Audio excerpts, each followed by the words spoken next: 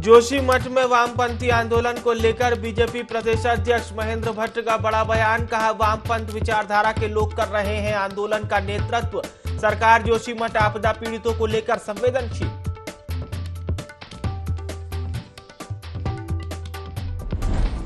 Cabinet मंत्री गणेश जोशी ने राहुल गांधी पर साधा निशाना। कहा, शहादत गांधी परिवार की बपौती नहीं, जिसमें जितनी बुद्धि वो करता है वैसी बात।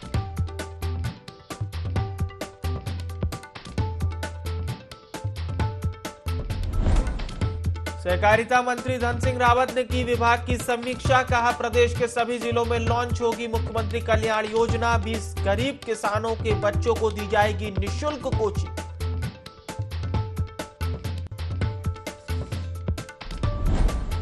ऑस्ट्रेलिया सीरीज से पहले विराट अनुष्का की एक और धार्मिक यात्रा। ऋषिकेश स्थित पीएम मोदी के गुरु के आश्रम पहुंचे दोनों। भंडारा कर संतों को कराया भोजन।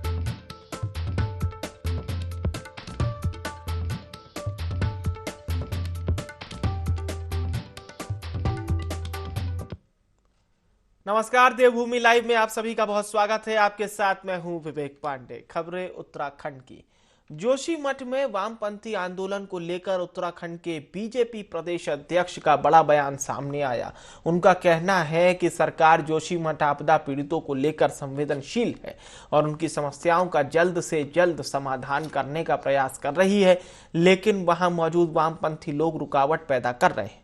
भट्ट ने लोगों से अपील की है कि वामपंथी विचारधारा वाले लोगों के बहकावे में ना आए। जोशीमठ में चल रहे आंदोलन का नेतृत्व वामपंथी विचारधारा के लोग कर रहे हैं, ऐसा उनका कहना है। आगे कहा कि लोगों को जबरदस्ती आंदोलन में शामिल कर रहे हैं।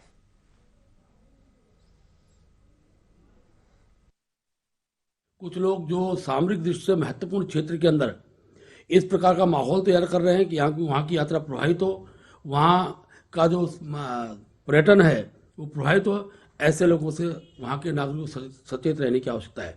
हमारा जोशीमठ का क्षेत्र बहुत संवेदनशील है, इसलिए मैंने स्पष्ट रूप से इस पर आरोप लगाया कि वहाँ वामपंथी जो लोग हैं, वामपंथी छात्र संगठन दिल्ली से, बॉम्बे से, ऐसे जो जेएनयू में पढ़ रहे हैं, ऐसे लोगों को लाकर वहाँ की जनता को भड़काने का कार्य किया जा रहा है।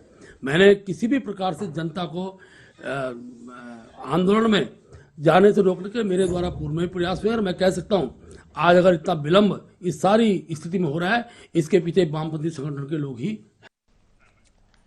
देहरादून के यूके सीडीपी सभागार में सहकारिता मंत्री डॉक्टर धन सिंह रावत के नेतृत्व में समीक्षा बैठक आयोजित की गई, जिसमें सहकारिता के तमाम अधिकारी मौजूद रहे।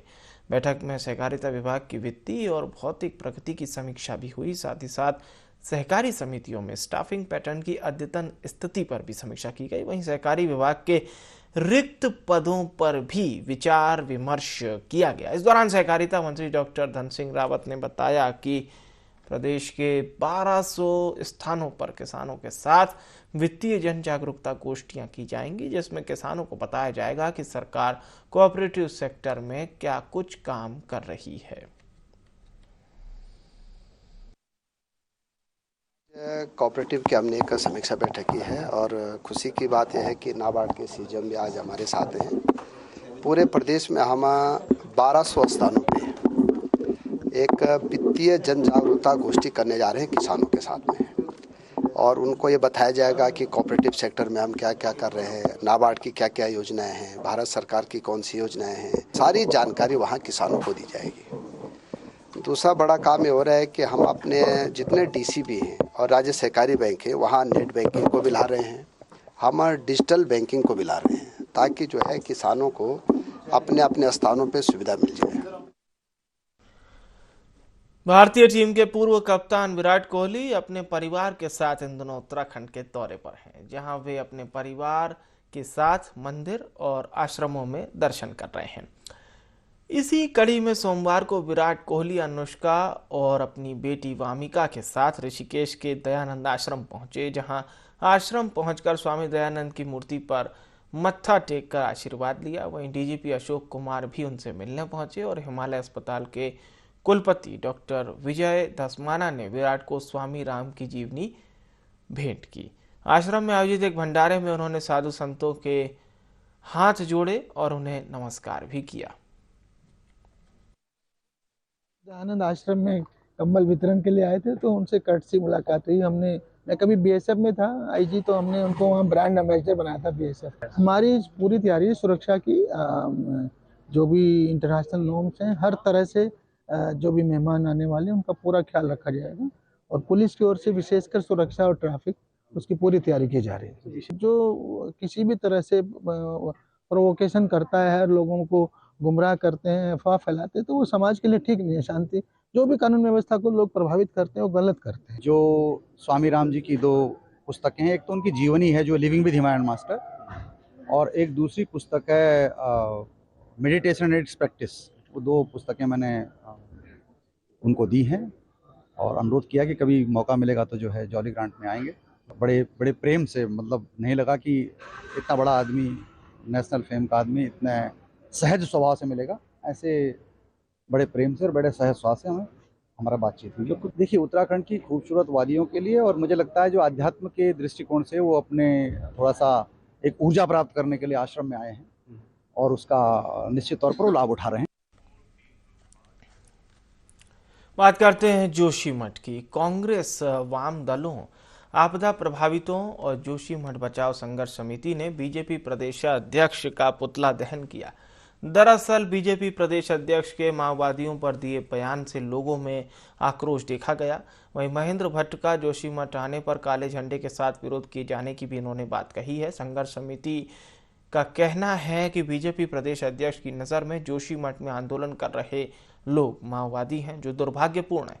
साथ ही साथ ये भी कहा कि बीजेपी के प्रदेशाध्यक्ष महेंद्र भट्ट का ये बयान जोशीमठ के सभी भूदशाव प्रभावितों का अपमान है। महेंद्र भट्ट जी का इस समय में जो बयान जो आया है कि करीबन 1 महीना हो गया है, यहाँ के बच्चे, बूढ़े, वृद्ध, बहू, बेटियाँ एक कमरे में रहने के लिए मजबूर है, आतंकित है।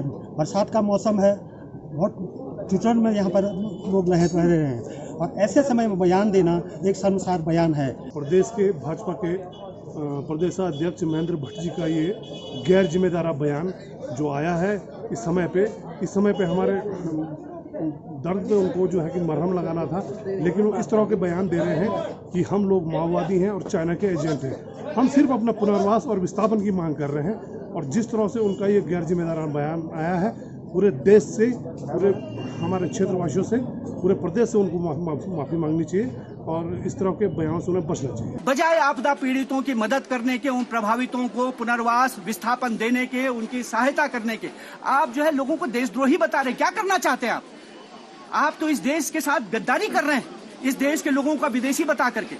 तब हम कहना चाहते हैं कि ऐसे समय में, आपदा के समय में, हम तो मुख्यमंत्री से ये कहने गए थे कि हमको अपनी टीम का हिस्सा बनाइए, साथ में मिलकर के इसकी आपदा की हम जो है मुकाबला करेंगे, लेकिन वो जो है हमको अपने साथ शामिल करने के बजाय इस देश की जनता को ही विदेशी बता रहे हैं। और जब तक महेंद्र भट्ट इस बयान के लिए माफी नहीं मांगते, हम जो है महेंद्र भट्ट का जोशीमठ में बहिष्कार करते हैं, उनके आने का हम विरोध करेंगे। बहुत क्लियर हो गया है कि उस आंदोलन की पृष्ठभूमि में आईसा, सीपीआई, ये इस प्रकार के राजनीतिक दल के कार्यकर्ता लगे हुए हैं।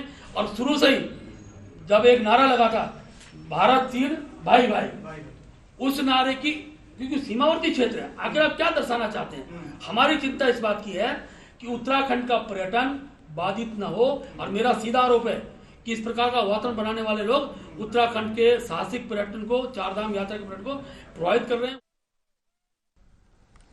साइबर सेल चंपावत ने त्वरित कार्रवाई करते हुए ठगी के शिकार हुए 2 व्यक्तियों के खातों में एक बार फिर से उनके पैसे वापस लौटाए हैं। चंपावत एसपी के निर्देश पर यह कार्रवाई की गई। दरअसल विभिन्न थाना क्षेत्रों में अज्ञात साइबर के खिलाफ ऑनलाइन ठगी की शिकायत भी हुई थी, और इसकी सूचना आवेदक ने जनपद पुलिस को दी थी, जिस पर पुलिस ने कार्रवाई की है। एक ऑनलाइन ट्रांजैक्शन की थी जो कि जल्दबाजी में किसी गलत खाते में पहुंच गई थी। वहां से मुझे पेमेंट वापस मिलने की संभावना भी ना के बराबर थी। थक हार कर मैंने उत्तराखंड पुलिस की साइबर सेल टीम से कॉन्टैक्ट किया, और टीम में काफ़ी फ्रेंडली बिहेवियर था टीम का, जिससे मैं अपनी प्रॉब्लम उनको समझा पाया। उन्होंने तुरंत मेरी शिकायत दर्ज करी और उस पर कार्रवाई शुरू की, जिसकी वजह से मुझे अपनी 100% धनराशि वापस मिली। उत्तराखंड पुलिस का बहुत बहुत धन्यवाद। मेरे साथ ठगी का मामला हो गया था। मेरे 28,000 रुपये ठग लिए गए थे, जो कि मेरे अकाउंट से कट गए थे। फिर मैंने साइबर सेल टनकपुर में अपनी कंप्लेन दर्ज कराई, तो वहाँ से बिहारी लाल सर और रितेश बोरा सर ने मेरी बहुत मदद की। फिर मेरे 28,000 रुपये मेरे अकाउंट में वापस आ गए साइबर सेल टनकपुर की मदद के ज़रिए। अगर किसी के साथ भी ठगी का मामला होता है तो वो या फिर सीधे टनकपुर साइबर सेल में जाकर अपनी कंप्लेन कर सकते हैं। हल्द्वानी की बात करते हैं। वनबुलपुरा क्षेत्र में कुमाऊं कमिश्नर ने अतिक्रमण को ध्वस्त करने के निर्देश एक बार फिर से दिए हैं, जिसके तहत अतिक्रमण हटाने पहुंची टीम को स्थानीयों के विरोध का सामना भी करना पड़ा, जिस पर पुलिस को लाठी फटकार कर उन्हें भगाना पड़ा। मामले में कमिश्नर और डीआईजी का कहना है कि नगर निगम से मिली तहरीर के आधार पर 5 नामजद सहित 200 अज्ञात लोगों के खिलाफ बलवा और सरकारी कार्य में बाधा डालने का मुकदमा दर्ज किया गया है। पुलिस वीडियो के आधार पर सभी को चिन्हित कर रही है।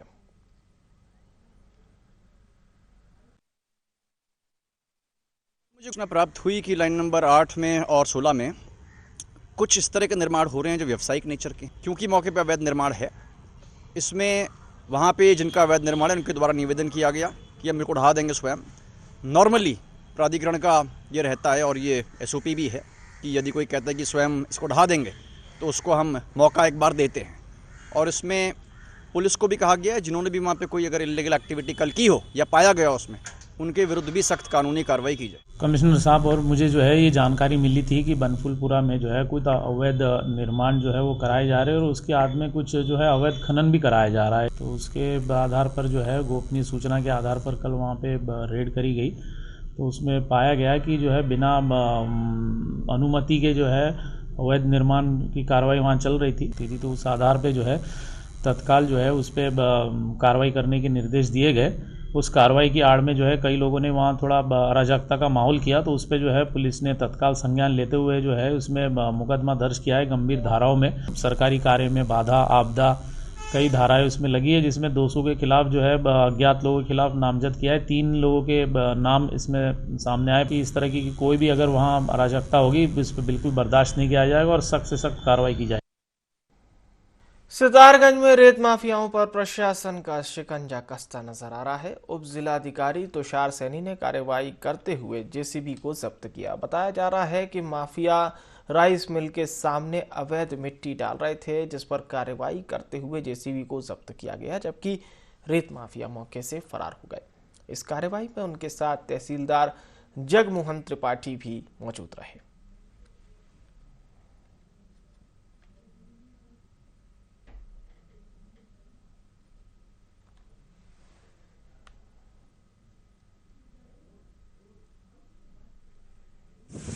बगोरी रोड पे हमने एक जेसीबी भी इसी मामले में सीज किया, जो है अवैध खनन की मिट्टी को समतल करते हुए पाई गई और कहीं ना कहीं अवैध खनन में जो है वो पाई गई। इसको हमने जब्त करके अभी तहसील परिसर में खड़ा कर लिया है और इसको सीज करके इसकी रिपोर्ट जिलाधिकारी महोदय को प्रेषित कर दी गई और जो भी इसमें जो है जुर्माना निर्धारित होगा वो इसमें जमा कराया जाएगा, उसके बाद ही इसको रिलीज किया जाएगा।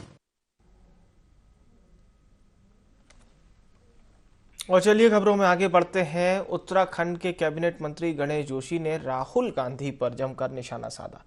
उन्होंने कहा कि जिसमें जितनी बुद्धि है वो उतनी ही बात करेगा। दरअसल भारत जोड़ो यात्रा के समापन कार्यक्रम में राहुल गांधी ने बीजेपी के वरिष्ठ नेताओं की शहादत को लेकर टिप्पणी की, जिसके बाद से ही राहुल गांधी बीजेपी के निशाने पर हैं।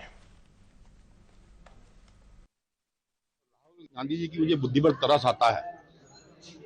जिस लाल चौक पर ये झंडा आज उन्होंने फहराया, उसका श्रेय जाता है तो देश के प्रधानमंत्री नरेंद्र मोदी जी को जाता है।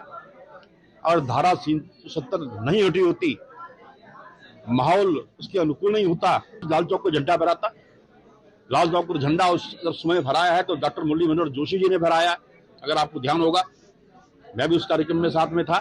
इस आजादी के आंदोलन में भगत सिंह ने दी है, सावरकर ने दी है, चंद्रशेखर आजाद ने दी है। शहादत कोई इनकी बपूती नहीं है, ये तो इनके साथ एक हादसा हुआ है। शहादत में और हादसे में बहुत अंतर होता है, लेकिन अब जिसकी जितनी बुद्धि होती है उतनी बात करता है। लोहाघाट से हल्द्वानी जा रही एक कार पाले में फिसलने से अनियंत्रित होकर इस कवर में जा गिरी, जिसमें कार चालक घायल हो गया। जहां हाईवे पर गश्त कर रहे हाईवे पेट्रोल 112 के कांस्टेबल और चालक ने घायल का प्राथमिक उपचार किया। बताया जा रहा है कि चालक अपने गांव से एसएससी का पेपर देने हल्द्वानी जा रहा था, तब यह हादसा हो गया।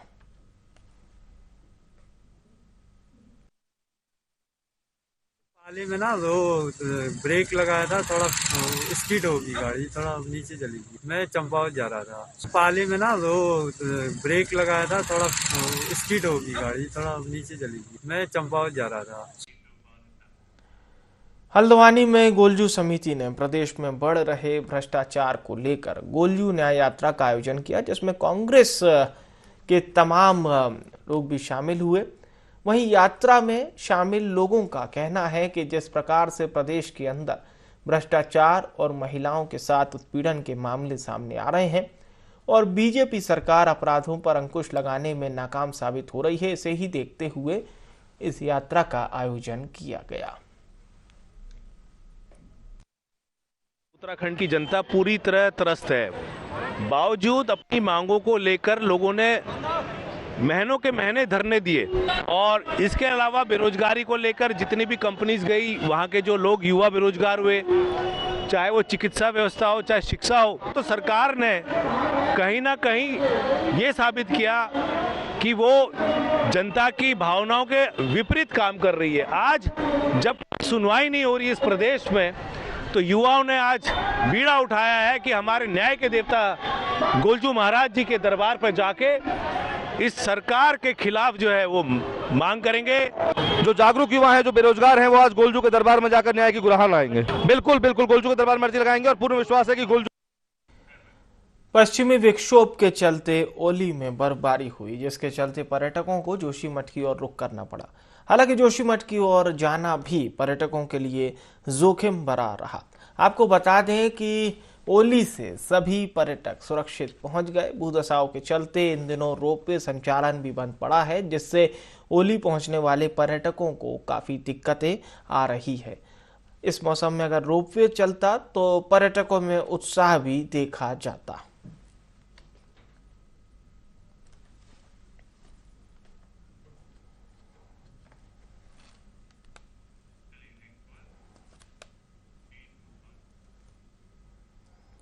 चंपावत में ग्राम प्रधान संगठनों ने 1 फरवरी को 1 दिवसीय धरना प्रदर्शन और तालाबंदी करने का ऐलान किया है। ग्राम पंचायतों में मनरेगा, प्रधानमंत्री आवास, राज्य और केंद्रीय वित्त में आ रही समस्याओं को लेकर ये धरना प्रदर्शन रहेगा। संगठन ने अपनी समस्याओं को लेकर पहले भी धरना दिया था, लेकिन स्थानीय प्रशासन का इस ओर कोई ध्यान नहीं गया, जिससे नाराज ग्रामीण तालाबंदी को मजबूर है।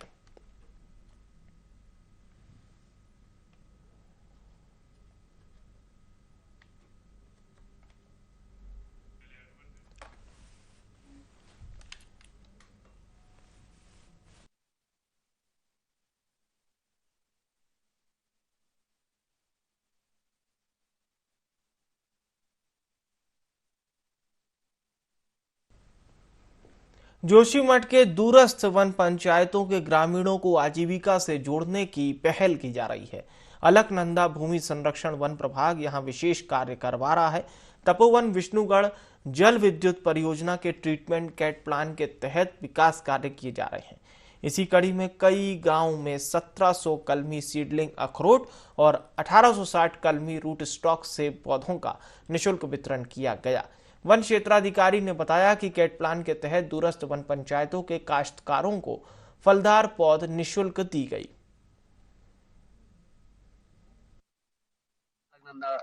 वन प्रभाग जोशीमठ के द्वारा यहाँ पे निःशुल्क सेब और अखरोट के पौधे वितरण किए गए। आज काफी खुशी की बात है कि यहाँ पे निःशुल्क पेड़ पौधे लगाए जा रहे हैं, जिसमें कि शुद्ध वातावरण के अनुसार भी और जो यहाँ पे भूमि कटाव होता है उसके लिए यहाँ पे निःशुल्क पेड़ वितरण किए जा रहे हैं ग्राम सभा किमाना में। हल्द्वानी में हेड़ा खान सिमलिया मुख्य मार्ग भूस्खलन के चलते पिछले 3 महीने से बंद पड़ा है, जिसके चलते लोगों को भी परेशानियों का सामना करना पड़ रहा है। पूर्व दर्जा राज्य मंत्री हरीश पनेरू के नेतृत्व में 120 गांव के जनप्रतिनिधियों ने लोक निर्माण विभाग का घेराव कर बंद मार्ग खोलने की मांग की है। इस दौरान जनप्रतिनिधियों की अधिकारियों के साथ तीखी नोक झोंक भी हुई। मामला सीधा सीधा है, पीडब्ल्यूडी विभाग भ्रष्टाचार में मस्त है, अधिकारी और सरकार पूरे भ्रष्टाचार में मस्त है, जनता के सुख दुख से कोई लेना देना नहीं। हम 1 घंटे से हैड़ा खान शिमलिया जो मार्ग है वो पिछले 3 महीने से बंद है। हम लगातार उसका स्थायी हल खोजने की मांग कर रहे हैं और अधिकारी कह रहे हैं कि हम जो है हमने आपकी आवाज नहीं सुनी। हम 1 घंटे से चिल्ला रहे हैं, तो निश्चित रूप से मुझे ऐसा लगता है कि सब लापरवाह हैं। अंधेर नगरी चौपट राजा है और इसके लिए जो है जनता को सड़कों पर उतरना पड़ेगा। आज हम चेतावनी के रूप में आए, अगला कदम हमारा पीडब्ल्यूडी विभाग को बंद करो, यहाँ ताले डालो का कार्यक्रम। लोग यहाँ पे आए हैं, प्रतिनिधिमंडल उस क्षेत्र का आया है, इनकी चिंता बिल्कुल वाजिब है, इनकी चिंता कहीं से गलत नहीं है। और जो 120 या 180 गांवों की बात कह रहे हैं बिल्कुल सत्य है, इसमें कहीं कोई गलती बात नहीं है। और जो बात ये कह रहे हैं कि अगर बरसात होगी ऐसी स्थितियां आ सकती हैं, तो इसको विभाग भी इसके प्रति चिंतित है पूरी तरीके से। और जहां तक विभाग के कार्यों की बात है कि विभाग ने क्या काम किया है, तो विभाग ने इसके लिए 3 विकल्प लिए थे। एक तो हैड़ा खान का एक पैदल मार्ग है ऊपर से, जो जहाँ पे रोड टूटी हुई है उसके ऊपर से एक पैदल मार्ग था, उसको डीएम साहब के भी संज्ञान में है, उसको ठीक कराया गया।